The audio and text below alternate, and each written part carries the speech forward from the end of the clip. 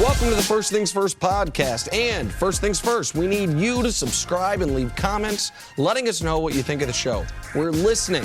I'm Nick Wright, joined by two of my favorite people, Jenna Wolf, Chris Carter. Now, let's get the show started.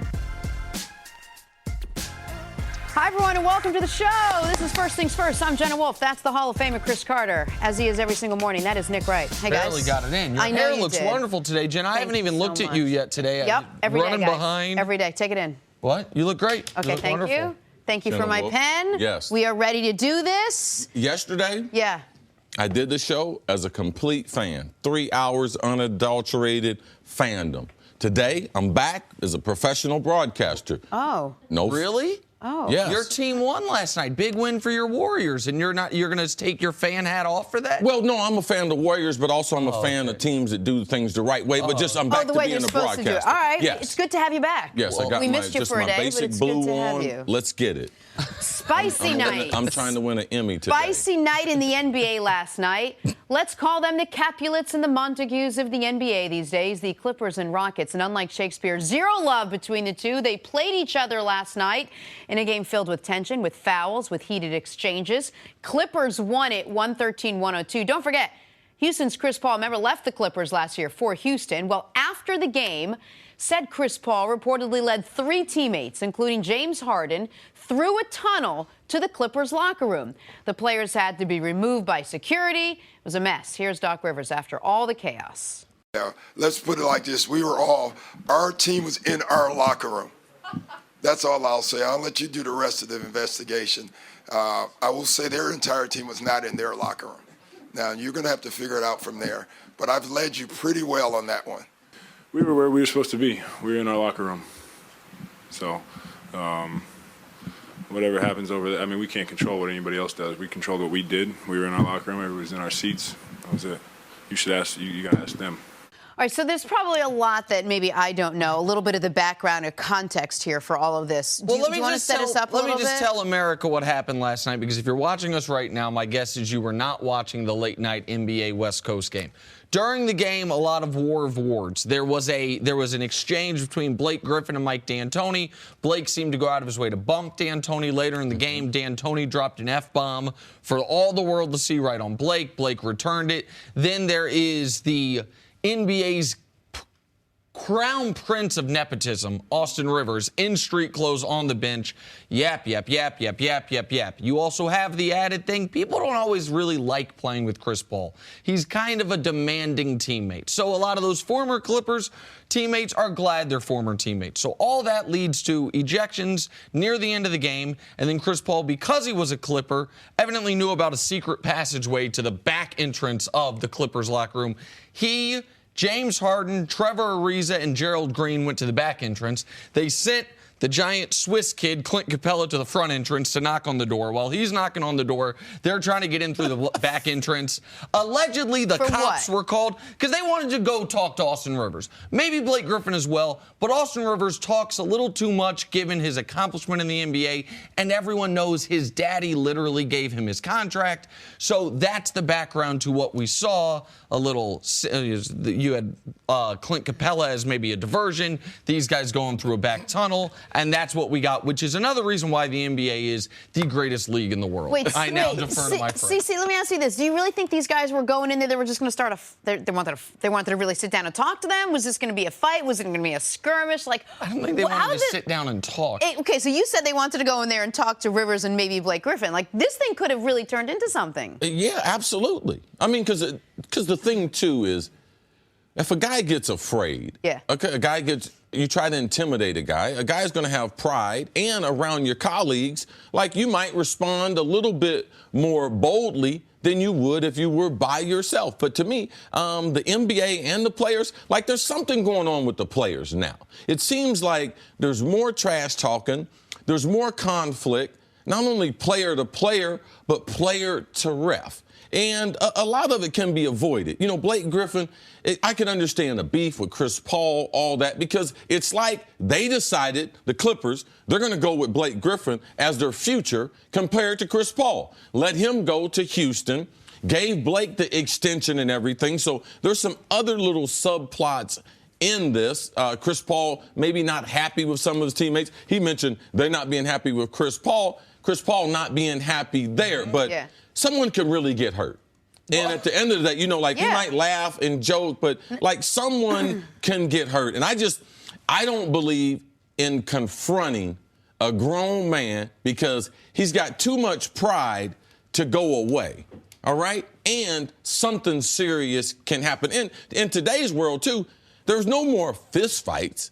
Like, I mean, a guy pulls out some hardware and something like that. What was supposed to happen in that locker room? Listen, I don't think that anyone involved really thought there was going to be a brawl, but we saw it literally. But why are you going over there, though? Thank you. Why? I think to punk Austin Rivers, because Austin Rivers, you're real tough sitting in street clothes on the bench with your daddy a few seats next to you. Let's see how tough you are right now. Let's see. And they brought, it is interesting who they brought with them. Gerald Green is about that business, boss. To paraphrase Marshawn Lynch. Gerald Green will throw. Trevor Ariza might throw. I don't know if Harden's got maybe too much of an image. And Chris Paul, showing leadership on and off the court, knows the back alleys of Staples Center. Within 30 seconds of the game ending, he devised a mission. Clint Capella, you're going to be our decoy. We're going to go this way. So there's a lot of elements to this. Chris Paul also, you mentioned some bad blood between he and the Clippers. He did have a funny quote after the game. They should have gone to their go-to man, Lou Williams, more. That's a shot at Blake Griffin. Like, that's an obvious shot at Blake Griffin. Yes. But also the Clippers are a team that is known to be, from coach down, a bunch of whiners to the refs and the other team. And Austin Rivers and Blake are two of the... Blake's been, I want to say, considered, not by me, by other NBA players, a pretend tough guy his whole career. He didn't do much to diminish that reputation when the one fight he's gotten in was with the trainer of the team when Blake broke his hand punching him outside of a restaurant. And then there's Austin, who's always talking. And the Rockets weren't having it last night. I'm not justifying it. I'm just trying to give the background as to what happened. Listen, we know that. Players are going to talk. They're going to be petty. There are going to be issues. There's going to be skirmishes. There are going to be fouls. Players are going to get thrown out of a game. I don't remember ever hearing about a story where a group of players actually went to the opposing team's locker room with for whatever reason, 30 seconds after a game ends, with a plan in place, like you're going to go in the front, we're going to come in through the back. You don't feel like maybe this has gotten too far now? I mean, if they weren't stopped, I don't know what would happen. There have been plenty of, okay, meet me outside the locker room. Now, as far as a plan, like with Chris Paul, but there have been plenty confrontations with players, more so in the NBA than in the NFL. The stadiums are bigger in the NFL. The locker rooms are further away in the NFL. But typically NFL players, too, I think that we understand something bad can happen. I remember my rookie year in Philadelphia, Jerome Brown, God rest his soul, first-round draft pick from the Miami Dolphins. The offensive line, they thought they were going to rookie initiate him on the field, treat him bad on the field. And we had, in Philadelphia then, we had the practice facility. We could drive our cars from the locker room to the practice facility. So our cars were right outside the field. And in them trying to initiate Jerome Brown, he got so frustrated and they began to fight on the field, he walked off the field and went to his car. And in his car, I was his roommate. He had over 20 guns that he owned. And he was going to the trunk of his car, and I knew at that point, I learned, man, I'm not messing with none of these guys, all right? Because these guys are different, and they will hurt you. That was one of several instances where either I saw someone that was going to brandish a weapon. So I'm not trying to go meet with someone, all right, in their locker room to try to confront them because nothing good comes from it. And Jenna, you mentioned that you don't remember guys going to locker rooms. NBA guys used to be able to settle this on the court. Used to be able to either deliver a few hard fouls, the iconic picture of Dr. J and Larry Bird, two all-time greats, holding each other by the throat.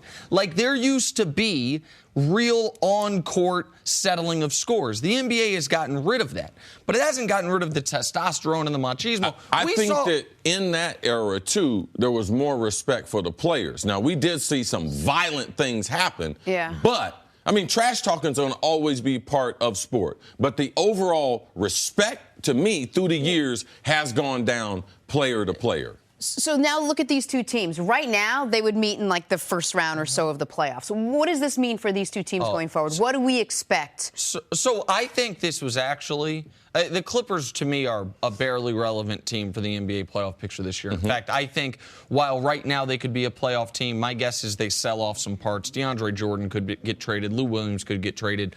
So I'm going to focus on the Rockets side of this. Man, I think this was a really good moment for them. As far as rallying around Chris Paul, the knock on the Rockets has been they have underachieved in the playoffs. Their star, their MVP, James Harden, has wilted in big moments. The one knock on Chris Paul is that he's never advanced past the second round of the playoffs. And he gets hurt. Sure, and he gets hurt later, absolutely. And one of the reasons people have believed that Chris Paul-led teams have not had more success is because by the end of a year, you're sick of him. He is such a micromanager. He is such a little floor general that guys tend to tune him out by the end of seasons.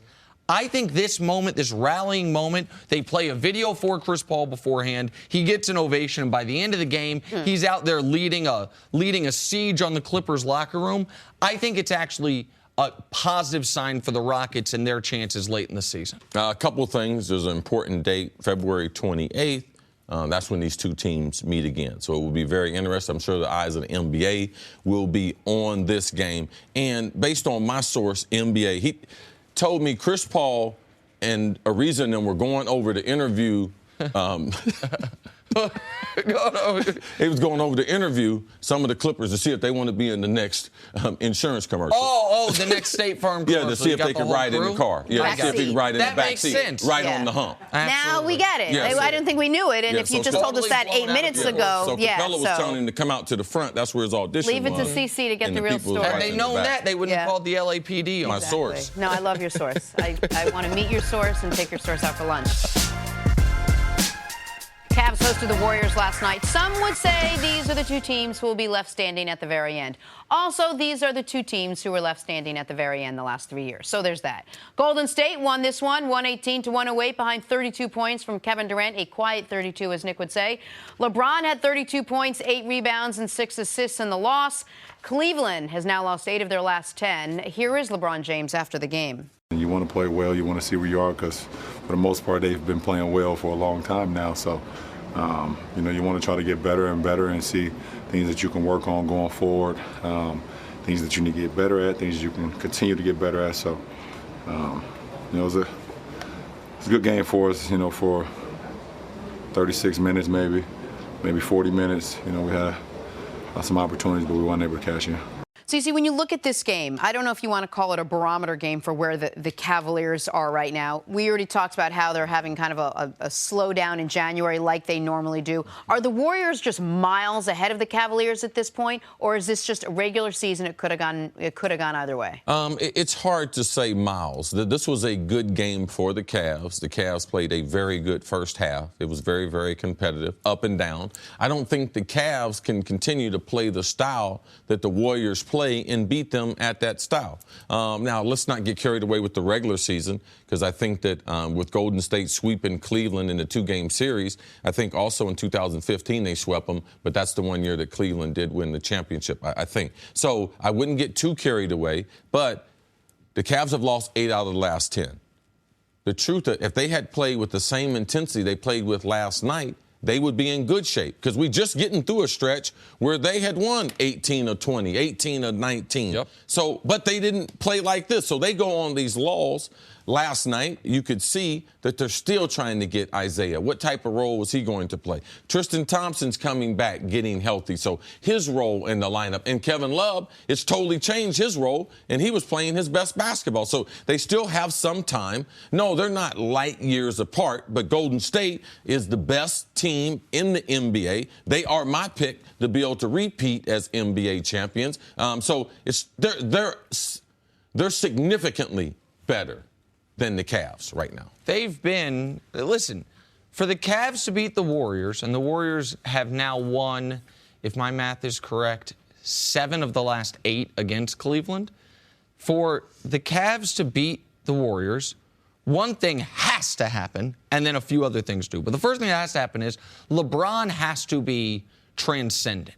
LeBron's got to do what he did in the final 3 games of the 2016 finals. He's got to be a guy that gives you like 36, 12, and 10 in order for them to win. Last night, LeBron was good. He had 32, 8, and 6, the 4 blocks we talked about. But he also had 8 turnovers, and he was careless with the ball at times. And it was a good basketball game, but it was not a, oh my God, this is a performance for the ages. The Cavs have never beaten the Warriors in a game that mattered without LeBron having an, oh my God, this is a performance for the ages performance. So the question is, can he do that 4 times in 7 games come June? So I just think that needs to be a given. But I also think people need to start to acknowledge this Cleveland team, whether you like it or not, clearly toggles the on-off switch. Cece, if the Cavs played the way they had played the last 2 weeks, they'd have got beat by 35 points, right? Yep. And I know they ended up losing by 10. They had a terrible cold streak to start the fourth quarter when LeBron was on the bench. This game was tied 93-93 early in the fourth, and then the Cavs, I believe, went 2 of 15 from the field, and that's what allowed the game to get blown open, and the Warriors ended up walking to a victory. Like, the Cavs clearly were in almost a self-induced lull. I think they showed last night they can snap out of it. Now, the concern is if you watched Isaiah Thomas, man, Isaiah, you hope right now when you're watching him that he's just out of shape and that he's just not fully healthy. Because if the new normal for Isaiah Thomas is that he lost a step due to the hip injury, that he will not get back, then all of a sudden, if he's not an explosive player at his height, it's a real problem. They traded the second best player on their team for a pick, Jay Crowder and Isaiah Thomas. Crowder's been bad. Isaiah Thomas last night, I believe, was 5 of 21 from the field, 8 of 21 from the field, and he has struggled mightily. The last 3 games, he's 13 of 47. That's a concern point if he doesn't get better. But you saw last night that Cleveland can ratchet it up when they want to. But still, even when they ratchet up, it's, I don't know, back to your question, like, are they miles apart? Depending on a LeBron, what did you call it? Transcendent performance. Transcendent, because we've seen LeBron do everything. So that's your hope. This guy's got to be transcendent 4 games. Like, so Jenna, I'll go back. Yes, they are miles apart. If that's what we're waiting on 4 of those performances and the other guys can just do anything, yes, they are. Because it's hard to put that type of pressure on the king. And as you can see the Warriors last night, from my point of view, they have gained an extreme amount of confidence in playing against the Cavaliers. Listen, the Warriors are the most, just as far as like league rankings, they're the most talented team ever put together.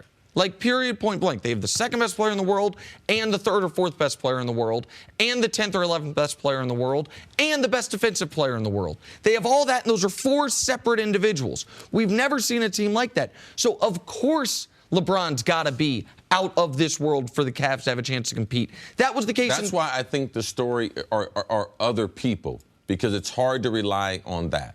It's more about Kevin Love. It's more about, do they trade Tristan Thompson? It's D-Wade. Does he have the legs to be able to run the point? I believe that IT will get better. He had a hip injury. It's a lower extremity. He's a strong little player. Your legs and trying to get back into game shape are the last thing. And he's a jump shooter. He's a jump shooter and a dribble drive guy. So his legs will come back to him in playing all those minutes. But you have to keep playing him. He'll start. He's not going to shoot 30% for the rest of the season. What does that look like, a month?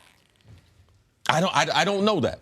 I don't know that. But I know after the All-Star break, he'll be significantly better than he is right now. And he did say after the game last night, he's like, I know I don't have my legs yet. Just wait till I have my legs back. And the Cavs are, I think, sacrificing some opportunities to win games in trying to get him into it. I mean, he led the team in shots last night, despite being clearly not near 100%. And he played, I think, 32 minutes or something. Yeah, he played really the most he's played since the injury. Yeah, don't forget he's playing for a contract. So you don't have to think that they called all those shots. He was getting his shots up because he's playing for a contract. No doubt. Can I just quickly go back to something you said? Yes. Because you mentioned Kevin Love. And that is the other factor that we have to watch. Kevin Love has been the only part of his game that's been improved since Isaiah got there on the court is his three-point percentage. And that's just because there's going to be more spacing. But he's averaging fewer points. He's averaging fewer rebounds. He's not he was playing the best basketball we'd seen him play in 5 years.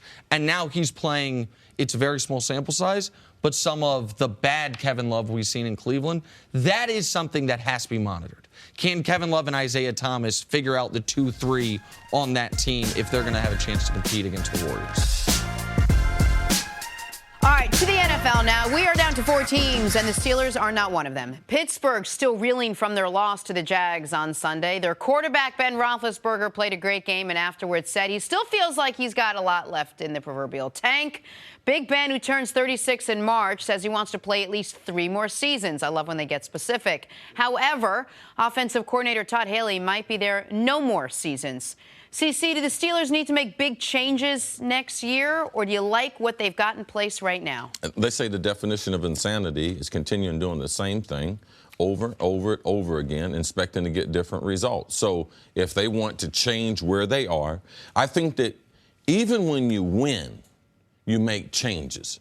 So I know that when you lose, you must make changes. The Steelers, when they started on this quest, based on what they've told them, based on in November when Mike Tomlin telling Tony Dungy, their goal was to win the Super Bowl. Well, they are a couple games short of that. So looking at the organization, should they make changes? Yes, they should make changes. And I believe that the Pittsburgh Steelers defense, or their lack of defense that they've had the last several years. People will point to Todd Haley. I don't believe Todd to be a problem. People will point to some of the other things with their personalities. I believe those things could be tinkered, but their inability to get to the quarterback, the inability to turn the football over and play Pittsburgh Steelers type football, you are not supposed to give up 40 points to the Jacksonville Jaguars in Pittsburgh in January in a playoff. With that home field advantage, you're not supposed to. So for me, if I was going to change some things, I would stop looking ahead to the schedule. Like that would be a normal company policy. You know, we're on to what we're doing that week. And then I would tinker with that defense because I believe they have too good of athletes to play on that defense. And they have to make some significant changes anyway because Ryan Shazier, we don't know what his future is. And you cannot plan around an NFL player who is currently in a wheelchair. You cannot make long-term plans around that type of player. All right, so it is amazing to me that after a playoff game where they score 42 points against the best defense in football, that the offensive coordinator is the one on the hot seat. I understand that Todd's in the last year of his contract, and full disclosure for the audience, I know Todd personally, I like him. So, like, take that for what you will, but I'm trying to be as unbiased as I can in all this commentary. Big Ben and Todd have never been on the same page. If you read Ben's quotes his first year there, people wondered if Todd Haley was going to last the first year. They then had success late in the year. The offense really turned things on. They also had the addition of Le'Veon Bell, Martavis Bryant. They had all these weapons, and it has been a sustainable marriage, if not a happy marriage. Plus, you had the issue in Week 5 where he sort of blamed Todd Haley for perhaps what he might have or might not have done on the field. The point is, it came up. He's blamed Todd Haley at every chance he's gotten. When they asked him about the quarterback sneak, he's like, "We don't do that anymore. It's above my pay grade." If you remember the end of the Patriot game, and I want to bring up the end of the Patriot game for just a moment, because that is the moment that turned this Steelers season. I wouldn't make massive changes. This team was 13-3, the best record they've had under Mike Tomlin. They were poised until the Ryan Shazier injury to me, and that's something that we probably should have accounted for more defensively for them to be the best team in the NFL. But I want to talk about that Patriot game for a moment because we all talk about the Jesse James play as if that were the last play of the game. The last play of the game that mattered was Ben Roethlisberger throwing a ludicrous interception in a game they were losing by 3 points. That's not on the head coach. That's not on the offensive coordinator. That's a game that should have, at the very least, gone to overtime, and the Steelers had a chance to get the 1 seed, but Roethlisberger makes a terrible decision. They're not going to change quarterbacks. They're not going to change head coaches. I wouldn't change the offensive coordinator. The Steelers, we left that game, CC, thinking this might be the best team in the NFL. Now, they lost their Defensive Player of the Year in Ryan Shazier, and they seemed unprepared for the first quarter of that Jags game. But I don't think it'd be insane for them to say, let's run this thing back. Yes, but the thing about it, Nick, and My frustration is how they're going about trying to win a championship. They're not going about it the right way. And the overall team chemistry and what comes out of the locker room, how many voices they're going to have. And, you know, these guys are individual contractors. AB got paid. Let's look at last year at this time. We were upset at Antonio Brown because the Facebook video, everything like that. He was in the last year of his contract. Well, you know what they did? They made him the highest paid wide receiver in the game. So they empowered him. L. Bell, they put the franchise tag on him. So he said he's going to sit out. So now even before the Jacksonville game. So you're talking about all these things about New England.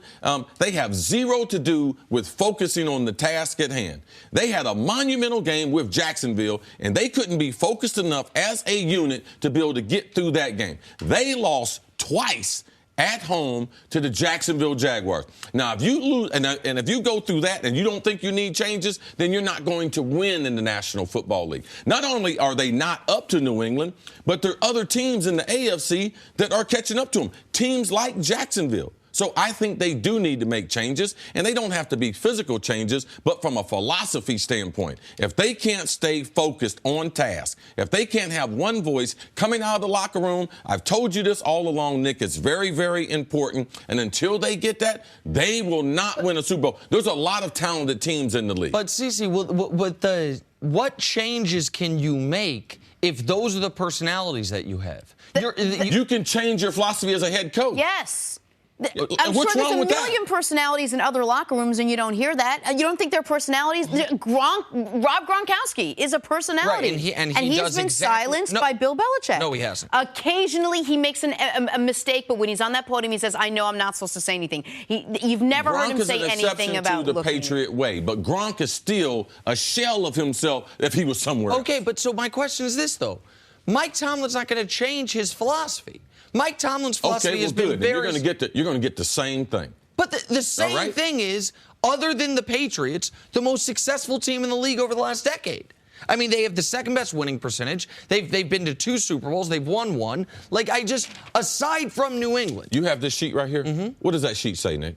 It's this ranking. Who is that? Ranking what? The offense, defense, all the categories. Okay, and what about this side? It's the NFC. Okay, and what's on this side? The AFC. And on this side? The NFC. These are all the teams that are playing? Mm-hmm. And Pittsburgh's not playing? I understand. Okay. I understand. Okay.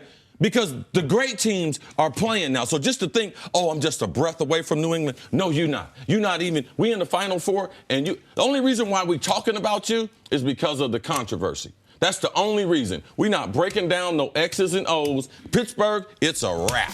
Okay. And because Pep is telling me it's a wrap, but their season is a wrap. Welcome back to First Things First. We welcome in Coach Eric Mangini on a Tuesday morning. Good to see you, What's up, Coach? Good morning. Good morning. You have been hilarious the last few appearances. You've had some hilarious good for a long time. This hasn't been People appreciated. Yeah, that's my, It's our fault for not setting you up properly. You're right. Yeah. Our apologies. Touché, sir. Yeah, The Mangini way. Yeah, really. All right, Coach, there's very little difference between what the Jaguars are going through now, getting ready to face the Patriots in the AFC title game, and what we went through on our high school volleyball team facing Fox Lane in the regional opening round. Why not us? Why can't we be the ones to win, Coach? Why is everyone laughing?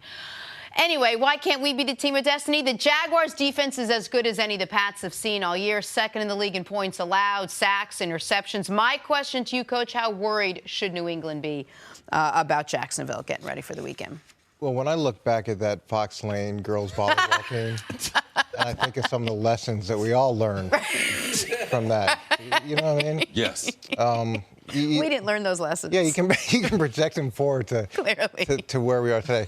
I think New England should be worried based off of a couple things. The fact they can generate pass rush with 4 defensive linemen, and that's the key thing. You're not going to successfully blitz Tom Brady, and typically when you do try to bring pressure, he's going to end up hurting you. So that to me is a concern. The second thing would be their ability to run the ball effectively and keep Tom on the bench.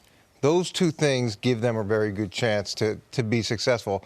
Now, the difference between New England and Pittsburgh is there were plays in that game last week where Pittsburgh created opportunities for Jacksonville, either by not being in the right gap or not being sound in coverage. You saw it really early in the game with the tight end running free in the flat. There's nobody there. That's not going to happen. New England's not going to beat themselves. So Jacksonville's going to have to execute consistently and at a high level. And I think New England at the end of the day is going to make it be all about Blake Bortles and see whether or not he can actually beat him. And I don't think at the end of the day he's going to be able to do that. You have to be any team that makes the Final Four. Obviously, has some things they're great at. So there's not going to be any walkovers. I understand that. Like, you can't go into any pro football game, much less a conference championship game, like, oh, there's no way we lose. But we also should level set and maybe take a 10,000 feet view of where the Pats are, where they started the season, where they are right now. They came into this season as the heaviest favorites to win a Super Bowl that we've seen from any team in a decade.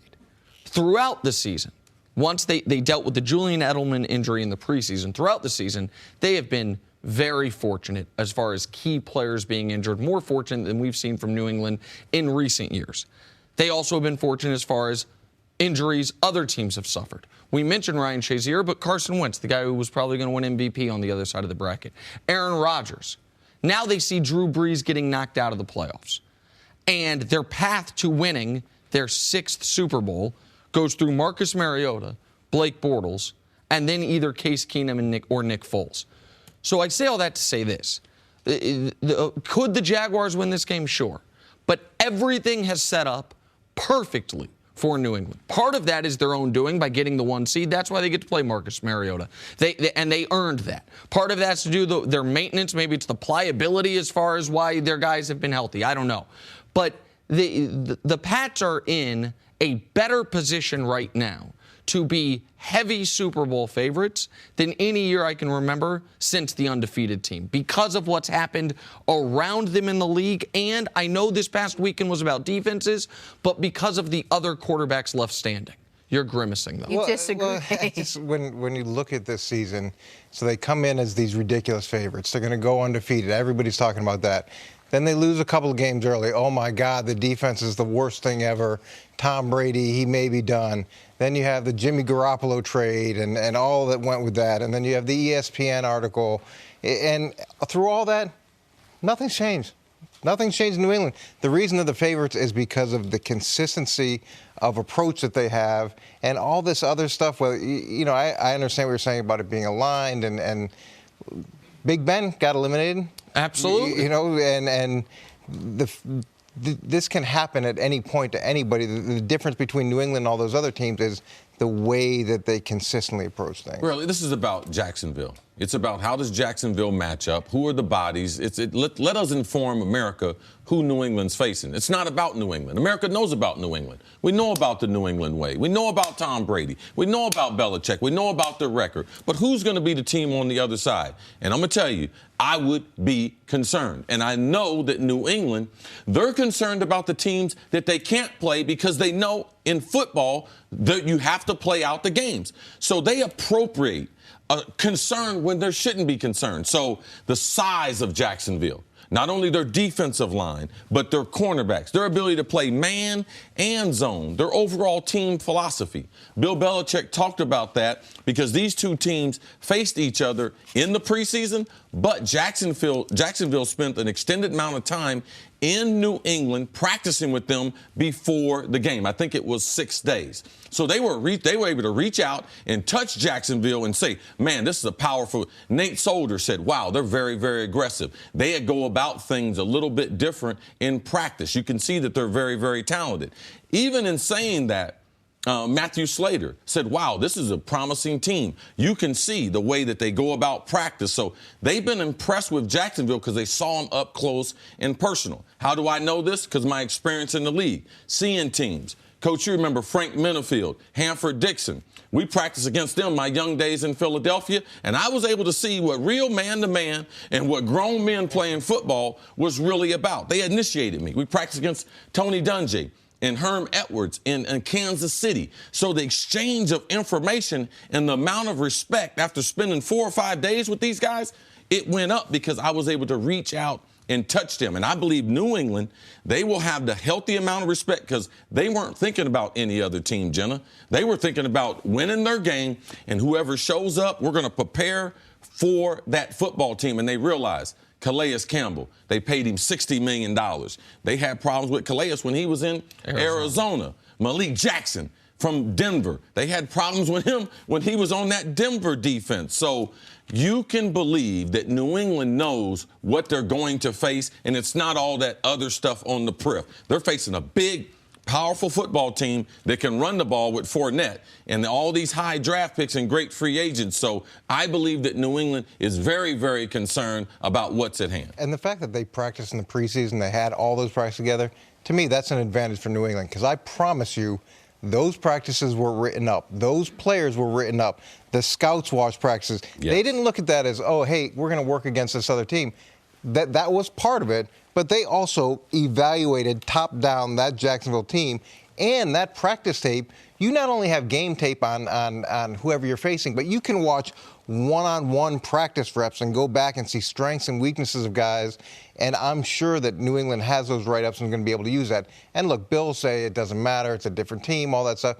That tape is valuable at this point. Right. The only thing that's different, Calais Campbell and Jalen Ramsey didn't participate in those practices. So two of the bigger, more imposing figures, they didn't see them. But also, it speaks to Bill Belichick and the respect he has for Jacksonville's organization, Tom Coughlin and Doug Marrone, because he wouldn't schedule you for 6 days at your facility if he didn't respect the way you practiced, the way you taught, the way you handled your players. So that's significant, too, the amount of respect Bill has for the organization. Patriots and Jaguars. One team has not said a word about the other. The other team has said they're going to beat the other team and win the Super Bowl. Dare I ask you to pick who said what? No, that's hilarious. Pats are buttoned up. They're silent night. Jags cornerback Jalen Ramsey predicted a Super Bowl win. Is Ramsey helping or hurting the Jags with the verbal bravado? Here's Jags head coach Doug Marrone. You know, you come back and you got all the fans here and things of that nature. And, you know, obviously that's something that everybody, you know, they want to do when you get this close. You know, whether you have to say it or not, you know, the one thing I do know, you know, the road to it always leads, you know, through New England. So, you know, our focus, you know, isn't on anything else but the New England Patriots. All right, Nick, what do you think? Is Ramsey's trash talking helping or hurting this Jaguars team? For almost any team, I would say don't do this before you play the Patriots. For this team and this player, I think they have to. Why?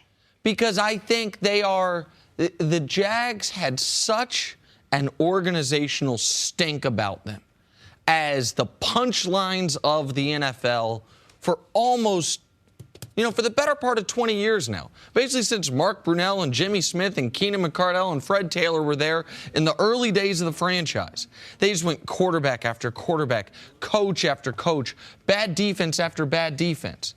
And the real change, it's not just Jalen. Now, listen, there are a lot of great players on the team, but Jalen is the sassiest, and Jalen is the brashest, and Jalen is the one that likes to talk the most. He has become right, and he is probably the most physically, him or Calais Campbell, the most physically talented players on the team. And so I think he has to carry himself like that. There are no two teams over the last 15 years have a bigger dichotomy of success than the Jags and the Patriots. No two quarterbacks that have a bigger dichotomy of how they're discussed than Brady and Bortles. So Jalen Ramsey saying, we're going to beat the brakes off you, and then we're going to go to the Super Bowl and win that. Like, maybe it adds a little bit to the Pats' motivation, but I think the Jags have to quote the man who won't be named on this show, speak it into existence to a degree. So I understand what Jalen's trying to do. Yeah. Please don't go there no more. Jalen Ramsey is the modern day, for those recent history, let's go with Richard Sherman. And let's look at Seattle, where they were before they got Richard Sherman. Mm-hmm. Skill set, very, very similar. Jalen's a better athlete, but Richard Sherman kind of set a standard for corners, not only on the field, but off the field. Remember when they faced New England? Yo, bro, you mad? You mad, okay. Right. Face-to-face with Brady. So I take that picture of Jalen, and also Jalen was a number 3 pick from Florida State. He is an extremely talented cornerback, one of the most talented that we've had drafted in the NFL the last 15 years. Arguably, him and Xavier Rhodes of Minnesota, those are the best. They've had the best 2 seasons this year. So who is this? This guy is phenomenal talent, comes from Florida State. Oh, Florida State. I had to take you back to Deion Sanders. Before Atlanta Falcons drafted him, they had won 5 games and 3 games. They were no different than Jacksonville. He changed that city. He changed that culture. Happened to be a Florida State guy.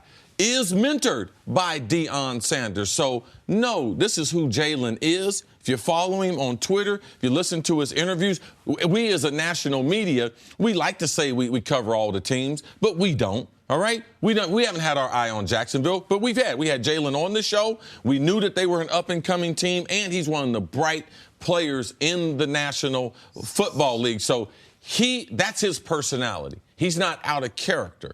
But when you get to a certain point, you have to learn, like, what's the best thing. And right now, it's okay for Jalen to be that way. Cece, what'd you say before I think it was last week, maybe 2 weeks ago in the playoffs? If you're a guy that comes out early and warms up in a regular season game, come out early and warm up before the playoff game. If you get on the late bus, get on the late bus.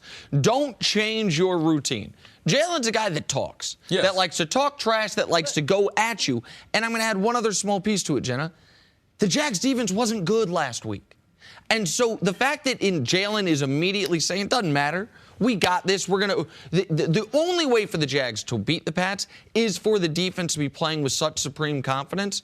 So, again, I think it does more good than harm. I will just tell you, I like it. I think it's exciting. It's fun. It gives the team who's are clear underdogs just a chance at something. Like, it just fires you up a little bit. All that being said, how is it any different than what we sit here and rip the Steelers for doing when they talk about the Patriots and the Patriots don't play for another 3 weeks? Like, why is this trash talking any different than other trash Because talking? they're in their sights. I see the deer. He's talking about the Super Bowl. Well, he's saying we're going to beat the Patriots and win the Super Bowl. Right, but he was telling the fans, okay, come back next week, come back in a couple weeks. So based on what he said, he had to tell the fans we're going to win the Super Bowl because he was telling them to come back. Come back after we beat New England, and then come back after we're going to win the Super Bowl. But Jalen's interviews, he said things like this to reporters throughout the season. Not necessarily the Super Bowl, but it was in this same vein. So I'm not surprised by it. It's totally different than Pittsburgh because Pittsburgh had Jacksonville, who had beaten them very badly, who they had to play, and Pittsburgh was thinking about other things. So it's totally different. And Pittsburgh had a half dozen Jalen Ramseys. Like, that's the other thing. Pittsburgh had a bunch of guys. And they had other conflict in the locker room. They had a quarterback. They had a lot more stuff. Hey, guys, it's Nick Wright. Thank you so much for listening to the First Things First podcast. But before the show moves along, I want to tell you about another great podcast available from Fox Sports. It's the Maybe I'm Crazy podcast with Joy Taylor. You know my friend Joy from Undisputed, but on Maybe I'm Crazy, she's breaking down the biggest stories in the world of sports in only a way Joy Taylor can. Does any other podcast beside Maybe I'm Crazy have loser power rankings? I don't think so. So check out the Maybe I'm Crazy podcast with my pal JT every week from Fox Sports. Welcome back to First Things First. We welcome in Ray Lewis. Ray, by our count, we are 18 days away from the Hall of Fame. Wow. Countdown. Hall of Fame. Yeah. I get to join a great man. You see that? He changed it. He know now. Yeah. He didn't talk to him. Yeah. NFL didn't called him. Hall of Fame got What's that number. happening over there? Hey, where you going to be the night before? Chances are. If I may, can I tell you a quick story? Because I know you're a please. busy guy, so you probably can't watch this show each and every day. We were talking about how the Hall of Fame process works. And Chris talked about how each player has their own presenter and that it's the beat writer for this newspaper in town. Chris, how are they going to present Ray Lewis? Ray Lewis, linebacker, Baltimore Ravens. Sit on down. Let's debate some of these other guys. Next. He said that's what they did with Dan Marino. Yes. And that's what they're going to do. A testament to you and Save your some resume, time for the Ray. other argument. Sit down. You are crazy. All right, let's move on. Looking forward to it, bro. Ray is Absolutely. blushing. Two teams coming off emotional wins last week set to face off for all the NFC marbles, Vikings and Eagles. Despite this game being in Philadelphia, the Vikings are the favorites here. Nothing new for Philly. This team getting used to being underdogs this postseason. They're actually encouraging fans to bring dog masks to the game. Underdogs. Is that true? Yeah. Oh, okay. Wow. All right. Actually 100% sold over true. 500 masks on Amazon. Yeah, they sold out on Amazon. They were $19. Now they're selling for $40. Wow. Just FYI markup. Ray, you buying the Vikings as road favorites in this one? Man, I tell you what, when you look at both of these teams, front seven-wise, I know we always look at the shiny pieces, right? The quarterback positions, the wide receiver positions. But when you think about the front sevens on both sides of the football, I am really excited to see how Minnesota's front seven deal with the run game of LeGarrette Blount and IG. Yeah. And then vice versa on the other side. Because when you see how they're built, one of the things that – now, I will say this. Secondary-wise, I give a little bit of a nod to Minnesota because Rhodes is probably one of the most dominant corners in the game, just big, physical, and plays the game at a certain level. Nick Foles, Keenum, who pulls that one out? I've always liked the Vikings for a long time coming into this season because of the way they play. You talk about Hendricks and the way they play at the linebacker position. These young boys are running to the football, and everything up front is just getting ate up. So they are flying to the football. So when you say, can Nick Foles make enough plays to beat this defense?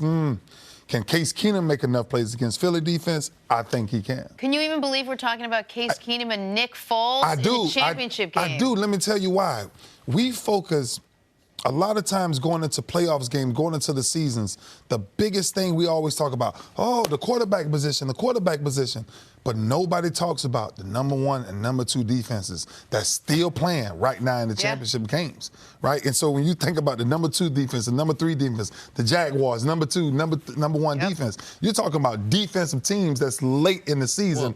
Go ahead. This weekend, I thought of you because I was like, man, I don't know if there's ever been a divisional weekend that Ray Lewis probably enjoyed watching Every more. bit of it. Because you had three matchups where there was clearly one team had the better quarterback and the other team had the better defense. 100%. And all three of those matchups, the better defense won. I'm not including the Pats-Titans because the Pats probably had the better quarterback and the better defense. Yeah. But you mentioned the defensive, the first, second-ranked defenses. Of the top 5 scoring defenses in football, here's who's left.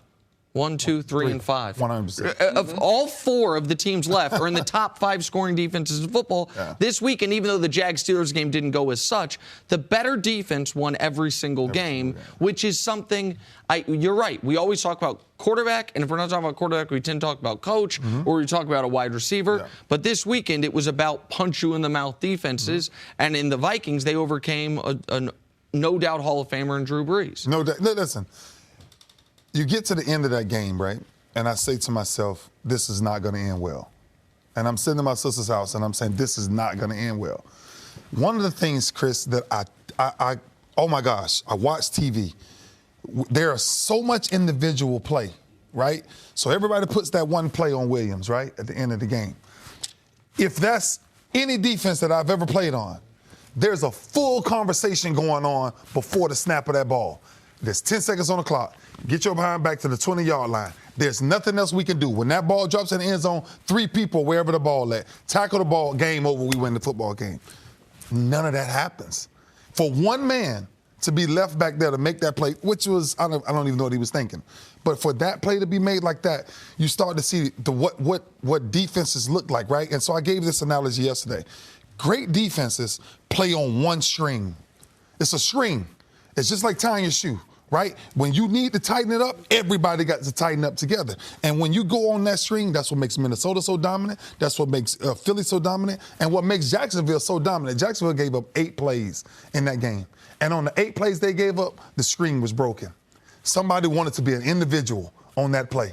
I can show you runs where everything fit perfectly, but one guy decided to do something differently. I can show you on pass plays where somebody showed it and said, oh, this is the coverage. That's an absolute lie. It was a breakdown in coverage by one guy who said, I'm just going to be me.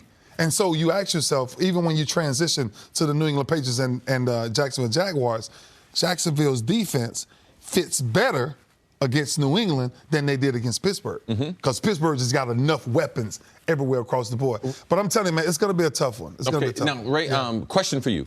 How do you respond after the digs, after the Minneapolis Miracle? And you would be the perfect person because after the Mountain High Miracle, after Flacco dropped that bomb on Baltimore, and Raheem Moore, yet to be seen. You talked about yesterday, does a guy recover? Right. Raheem Moore, he didn't recover from the. Now, as a team, emotionally. Now, they were at home. You guys were on the road, had to get on the flight. How do you capture the good parts of that and be able to move on to the next week? Because you still got a couple more games to win to be Super Bowl champs. You got a couple more games to win, but what you start to see is sometimes even being good, you need a little luck too. Right? And I can go back to both Super Bowls. I could go back to we played in Oakland, and one of the biggest plays of the game, we only needed one play.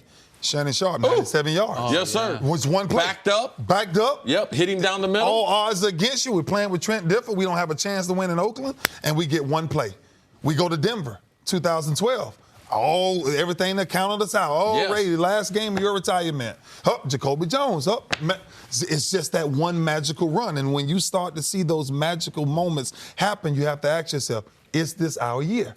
And if you're Minnesota, you're good enough to go win a game. But when you get things like that to happen, then you almost confirm this is our year. Chris was in the locker room after the game, and one of the things he pointed out that he was so impressed by is Mike Zimmer let him have like a minute to bask in it, celebrate, and then started going through the schedule for the next day. Practice squad guys, here's when you're showing up. 8:30. The guys who didn't play in the game, 9 o'clock lift. Guys who are injured, I want you in the building as soon as possible. So the reason I bring it up is people are, like the one-to-one comparison they're showing is the Jacoby Jones, Raheem Moore play. Yeah. Do you remember what was John Harbaugh like in the locker room after? Was it similar? What was the mentality, or maybe different because you guys were such a veteran team? If you could take us there. Yeah. It was kind of different because I was walking up and down the sideline, and before we came out of halftime, one of the things I called John, and I said, John, I need the team to come together. And he was like, okay, let's come together. And the same ring that's around my neck, we started reciting Isaiah 54:17, no weapon formed shall prosper, right? And as we're reciting that, we come out, and the guy goes 99 yards on the first kickoff return. Holiday, yeah, I think. And I'm sitting there saying, look, no weapon, you got to stick to the formula. But what started to happen was, man, we really started to believe. We really started to believe going forward and what would it look like. And we just kept saying, just give us one play. Give us one play. Just keep us in the game. And I think when you see moments that we saw this weekend, it starts to carry with you, man. And I'm telling you, this weekend is going to be exciting for a couple of reasons. The favorites, whoever you think it is, it won't be. I'm just telling you. And that's what I've been saying this entire playoffs. Based on the matchup. But based off the matchup. Because it's not your typical style of football, right? I'm more excited, no jive, to see Tom Brady deal with Jacksonville's defense. Why? There's not a bunch of weapons down the field, and the way that they play defense, now he will exploit certain weaknesses. I think that we're going to do that. Yeah, okay, hold on. Got it. That's exactly what we're talking about. I was about to go there. Yeah. I'm ready. I know, I see that. Fired up. I'm Jenna Wolf, and thank you for listening to the First Things First podcast. Make sure to subscribe and tell your friends, family, and coworkers about the podcast, which, by the way, is available on iTunes and all your favorite podcast apps. You can catch a fresh new episode every Monday through Friday on FS1, starting at 6:30 a.m. Eastern, 3:30 a.m. Pacific. So long, everyone.